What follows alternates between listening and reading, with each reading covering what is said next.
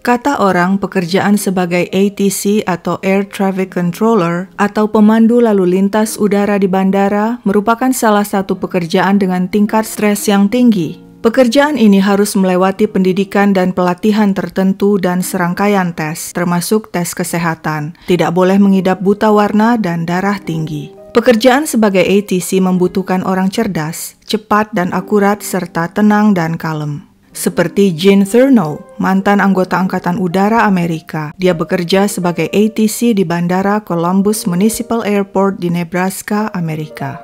Gene yang kalem sudah 20 tahun menikah. Dia dan istrinya belum memiliki anak sebab sang istri menderita sakit berkepanjangan. Selama bertahun-tahun Gene setia merawat sang istri. Beberapa waktu terakhir istrinya mulai pulih.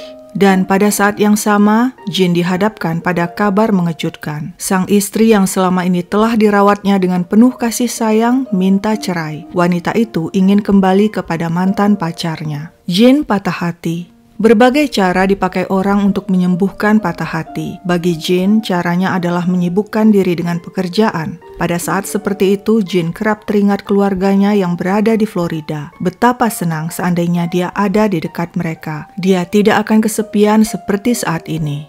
Tapi untunglah sebagai penyayang hewan, Gene punya beberapa ekor dogo. Dogo inilah yang jadi sahabat setianya melewati masa-masa stres, memberinya penghiburan tanpa pamrih.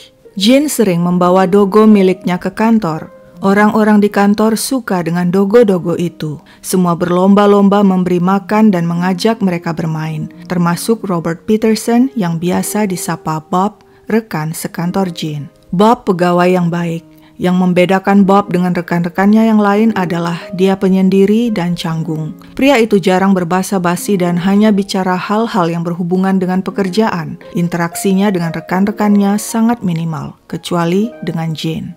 Kepada Gene, Bob sepertinya lebih terbuka.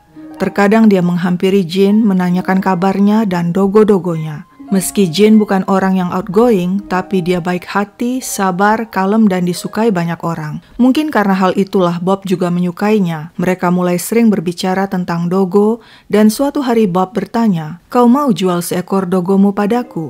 Karena Bob bilang dia pencinta dogo, Gene tidak keberatan menjual seekor dogonya kepada Bob. Pertemanan Gene dan Bob hanya sampai di situ. Maksudnya mereka bukanlah sahabat. Mereka tidak pernah hangout di luar kantor. Tepatnya mereka hanyalah rekan sekantor, tidak lebih.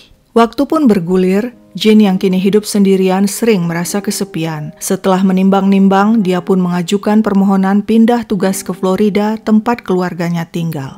Gene yakin jika dia menetap di Florida, dia tidak akan kesepian lagi, sebab setiap saat dia bisa bertemu orang tuanya, saudara kandung, dan keponakan-keponakannya. Setelah menunggu 2 bulan, permohonan Gene diterima. Akhirnya setelah 4 tahun bekerja di Columbus, Nebraska, pada Januari 2002, Gene pindah ke St. Petersburg di Florida. Nebraska dengan musim dinginnya yang beku sangat membosankan dibandingkan Florida yang beriklim hangat dengan pohon palem dan pantainya yang indah sewarna emerald. Semua rekan Gene tahu itu dan mereka ikut senang, kecuali Bob tentunya, yang tampak tidak bersemangat ketika acara perpisahan Gene berlangsung. Di Florida, pekerjaan Gene sebagai ATC jauh lebih sibuk dan menantang. Dulu di Nebraska, dia bekerja di bandara kecil. Sedangkan kini dia bekerja di Bandara Internasional St. Petersburg Clearwater, Florida. Tapi tidak masalah buat Gene, kompensasi yang didapatnya jauh lebih baik. Setiap hari dia bisa merasakan cuaca cerah dan bertemu keluarganya. Nah, pada saat itu jugalah dia menerima sepucuk surat di kantor. Nama si pengirim membuat dahi Gene berkerut. Bob Peterson, rekan sekantornya dulu di Nebraska. Mengapa pria itu menyuratinya? Ketika Gene membuka amplop, dia menemukan selembar foto. Foto rumahnya dulu di Nebraska. Bersama foto itu terlampir surat yang isinya, "Lihatlah apa yang kau tinggalkan di sini." Gene heran, ada apa dengan si Bob ini? Apa maksudnya mengirimkan surat dan foto seperti itu? Meski merasa aneh, Gene tidak terlalu memikirkan hal itu. Lagi pula dari dulu dia tahu Bob memang orangnya rada aneh, pendiam dan penyendiri. Katakanlah agak nyentrik. Jadi Gene mengabaikan saja tingkah anehnya itu.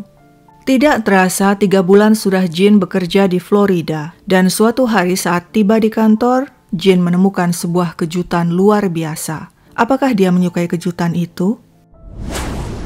Surprise!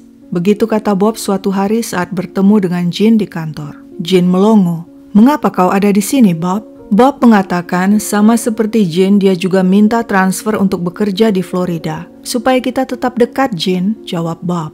Jean merasa tingkah Bob sangat aneh. Dia sebenarnya risih. Apalagi Bob mulai mengajaknya nongkrong di bar sepulang kerja, meski hal itu segera ditolak Jean. Jean juga terkejut ketika suatu hari Bob memamerkan mobil barunya, mobil yang sama persis dengan mobil milik Jean. Tapi Jean tidak sempat berlama-lama menganalisa keanehan sikap Bob, sebab dia sibuk dengan pekerjaannya dan dengan pacar barunya. Jean bertemu seorang wanita bernama Juanita di kantor. Mereka sama-sama pegawai ATC.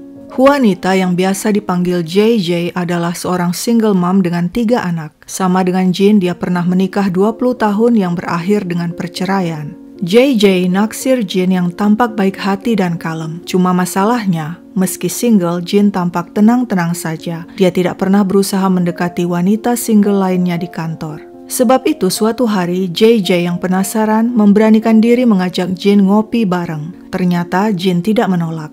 Pertemuan di kafe itu meninggalkan kesan mendalam bagi keduanya. Setelah itu hubungan mereka bertambah dekat sehingga pada 2004 mereka pun resmi berpacaran. Sebab mereka pegawai di kantor yang sama, keduanya pun memutuskan merahasiakan hubungan mereka dari atasan dan rekan-rekan lainnya. Anehnya suatu hari Bob menghampiri Jean dan berkata, "Kau pacaran dengan JJ ya?" Jean terkejut. "Dari mana kau tahu?" "Kemarin aku lihat mobilmu semalaman parkir di rumah JJ. Kebetulan aku sedang lewat di daerah perumahan itu." Jean merasa perkataan Bob tidak masuk akal. Dia tahu rumah Bob jauh dari rumah JJ. Benarkah dia kebetulan sedang berada di kawasan perumahan itu? Atau jangan-jangan dia menguntit Jean? Jean benar-benar heran.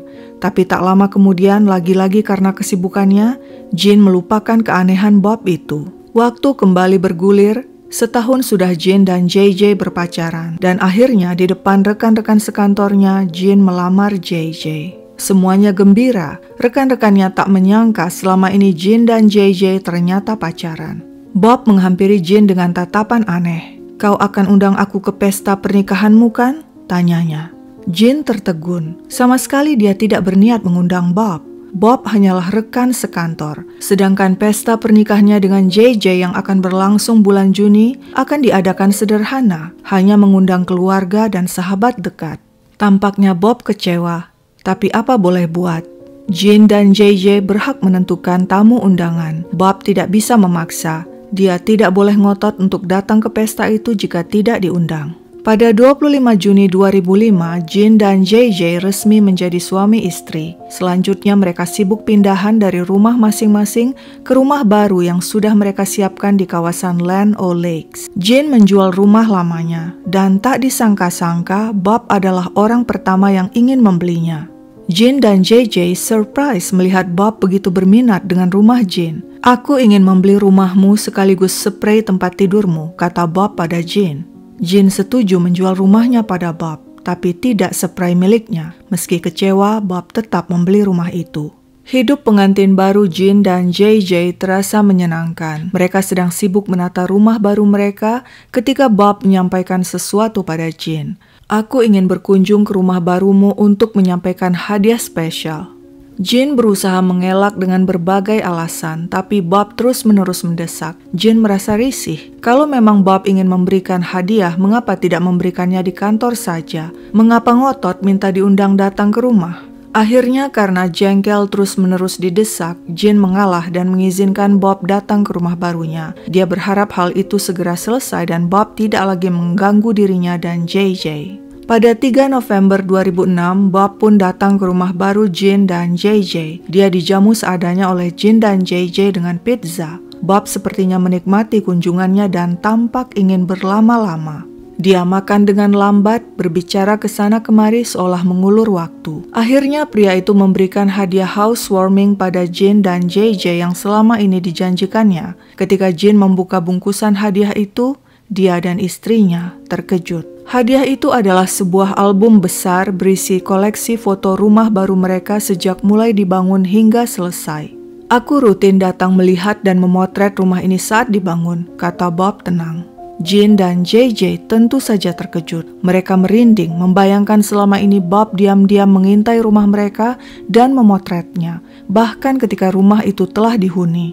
Apakah Bob selama ini setiap hari selalu menguntit mereka, padahal rumah pria itu jaraknya jauh dari rumah mereka? Jean dan JJ menunggu-nunggu agar Bob pamit pulang, tapi pria itu terus saja mengobrol.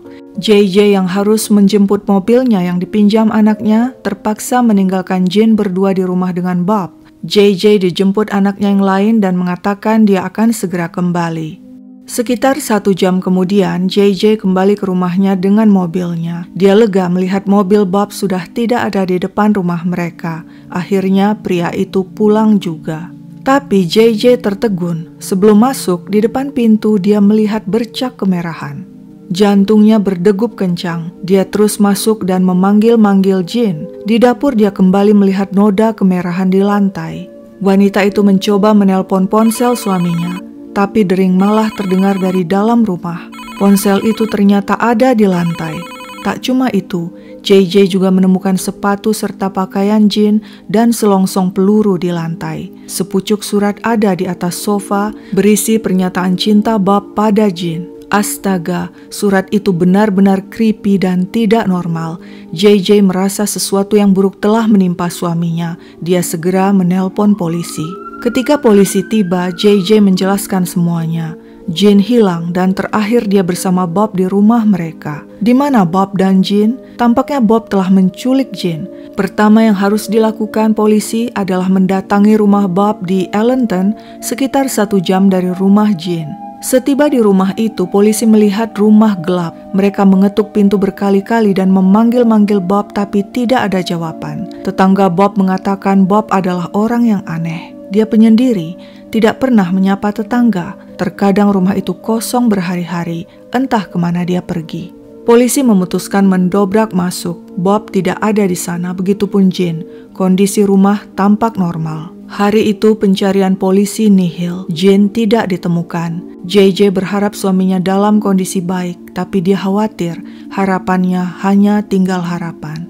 2 hari kemudian setelah menggeledah rumah Bob, polisi akhirnya berhasil menemukan tanda terima sewa rumah yang beralamat di Pinellas County. Polisi pun segera menuju ke sana. Dan di sana mereka menemukan pemandangan mengenaskan. Jean dan Bob, keduanya tidak bernyawa akibat luka senpi. Menurut senario polisi, Bob telah menyiapkan semuanya dengan rapi, bahkan sudah menyewa sebuah rumah rahasia untuk melaksanakan aksinya. Selama 8 tahun pria itu telah memendam obsesi pada Jean, dan ketika Bob menyampaikan surat cintanya kepada Jean dan pria itu menolak, Bob pun menembak rekan sekantornya itu dan membawanya ke rumah rahasia. Di sanalah kisah itu berakhir ketika Bob bundir di sisi Jean. Sehubungan dengan surat Bob kepada Jean yang ditemukan di atas sofa, begini bunyinya.